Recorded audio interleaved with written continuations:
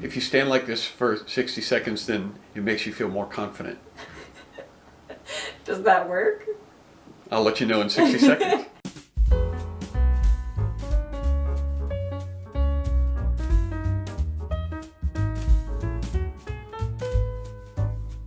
We're going to answer people's questions today. Does your wife or your family think you are funny? I'll tweak that question a little bit to mean people who are close to you. And the answer to that question is yes and no. The people who are the closest to me don't think of me as a comedian. They think of me as Dad or John or their brother or their son. And while they will acknowledge that what I do for a living is I make people laugh, they're not my biggest fans because they know me too well. They actually love me. And there's a difference between fandom, appreciation for somebody's comedic skills, versus actually knowing that person and caring about that person. So my family doesn't think of me as a comedian. The yes part of that is, yes, they acknowledge that I am funny, but the other side of that is I don't make them fall out of their chairs with laughter. Well, and my family's funny. I mean, everybody in my family is funny. And so I don't really stand out in my family as the funny one, because all of my kids are funny. My sister is funny. My mom is funny in her way. We have a really funny family. And so I'm not really a standout. Do you prefer shows inside or outside the church? I don't have a preference, really.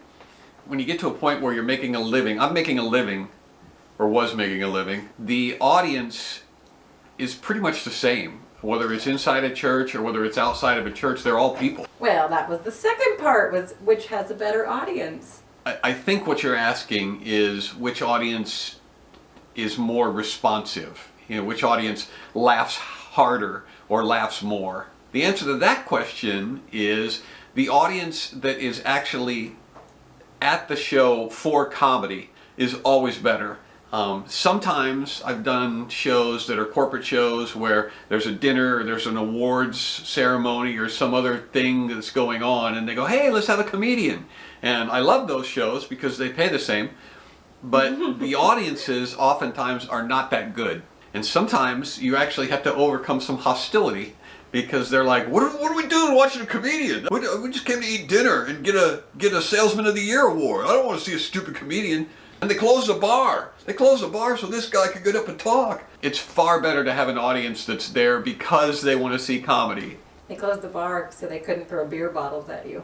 Yeah, I'm thankful that they closed the bar.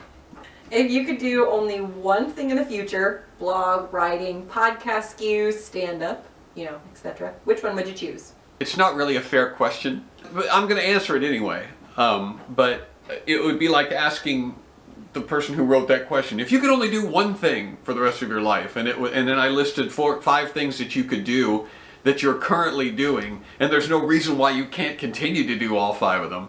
And it's like, no, you gotta pick just one. I would probably do starving comics. The stand-up part of my life was great when I was 30.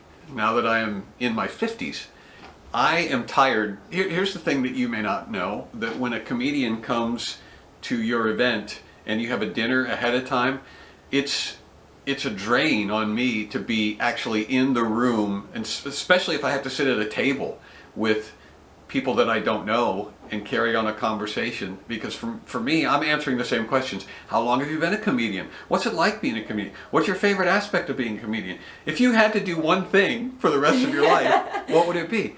So I'm actually on while I'm not on. The show starts ahead of time, and it's worn me out. But with starving comics, every week it's kind of fresh. It's kind of off the rails. There's no pressure really doing starving comics, because even when things go terrible, even when we have an absolutely dreadful segment, everybody's there to kind of make fun of it and laugh about it. It's like, well, this may be the worst thing we've ever done, don't you think? And it's going, I think it might be. That's refreshing and it's fun, and I don't have to travel.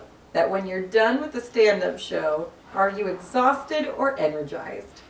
Both. I am energized for an hour or so after the show, and that's when I'll get in my car and start to head for home, and then collapse into gelatinous mass on the car seat. There's a adrenaline that gets going. People will oftentimes ask me, do you get stage fright? Do you get nervous anymore? And I don't, but I do get a hit of adrenaline. It's not nerves, but it's this sort of anxiousness about, hey, I'm going to get out and do this thing that I love to do and make people laugh. And then that's what carries me through. That's where the energy comes from. But then I'm tired. I burn a lot of calories. I burn like 600 calories doing a show. Wow. Yeah, we put a little Fitbit and you burn a lot of calories. If you do stand-up the way I do stand-up. We know you're a big fan of stand-up comedy, but how do you feel about sit-down or roll-over comedy? How do I feel about sit-down or roll-over comedy? Any comedy that makes people laugh is legit. That if you're sitting down doing comedy, that counts. If you're actually doing comedy while rolling over, good on you. What is the strangest thing a fan has ever said to you? Oh gosh. There have been a number of weird things that fans have said in regards to bits that I've done. People have taken them in strange ways. Like I had a lady yell at me because of the smoking bit that I did, and she stopped me after the show and was really upset with me because her mother was a smoker and had throat cancer. She felt like that was something that she needed to tell me, and I shouldn't talk about smoking and shouldn't tell jokes about cigarettes because her mother is very sick as a result of being a smoker. And that was just weird. Don't think that if I had stopped telling my cigarette joke that it would have impacted her mother's health in any way, positive or negative.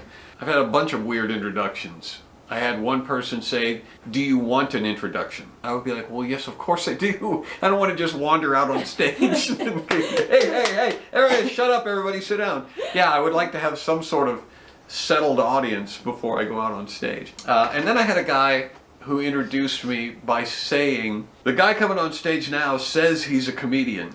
I guess we'll find out.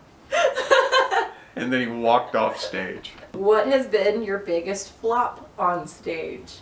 Oh, there's been so many of them. If you're talking about jokes that don't work, yeah, there have been too many of them to count on that. That's what it is to do stand-up. I still flop even now. I have segments and bits and things that I will try that don't work. That's the nature of the beast. If you're going to be funny, you're going to be unfunny from time to time.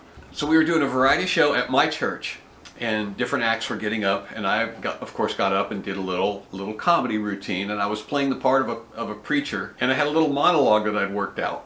And it was going great. I was telling jokes, I was making fun of various things in the church, and everybody was laughing. Then I told a joke about Janet Reno, who was the Attorney General of the United States at that time. And I mentioned her by name, and the audience went away. They were like, oh.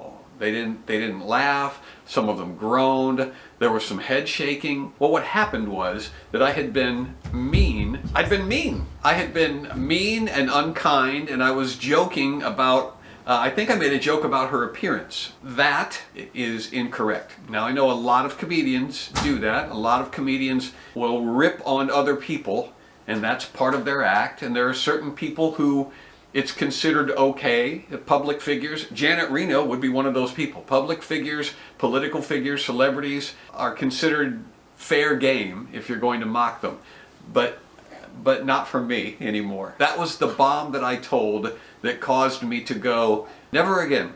I am never going to make fun of an individual on stage by name ever again, and I never have. When you were little, did you want to be a comedian? When I was really little, I didn't even know that there was a thing called a comedian. But to answer that question, I think the way it's intended, yes, I always liked making people laugh. And so when I was really, really small, I would go to the library at the school and find joke books, and I would memorize those jokes, so that when I went to my Aunt Velda's, I could stand in front of her and my grandmother and recite these jokes. I only saw her a couple of times a year, but I knew that she was going to ask me to tell her a joke, and so I would research and prepare for my stand-up set with Aunt Velda. What has been the biggest comedy influence in your life?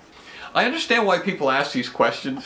It would be interesting to know who my biggest influence in comedy is, but I don't have a biggest influence. I can tell you that I've been a fan of Brian Regan and Jim Gaffigan for a long time. So Brian Regan I learned passion from.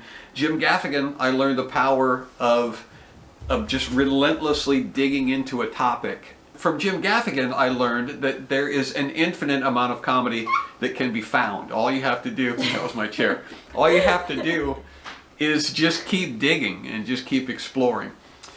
From Jim Hope, I learned that if you're likable and if you're enthusiastic on stage, that the audience will go with you. I watched him do an impression of Rod Stewart as a chicken in a comedy club, and it was the stupidest thing in the world, but it was hilarious. He sold it with physicality and enthusiasm. And so I guess those would be my three biggest influences. Oh, I got another influence. Oh, goodness. There's a guy named Tom Naughton, and Tom Naughton said, "You talk too much."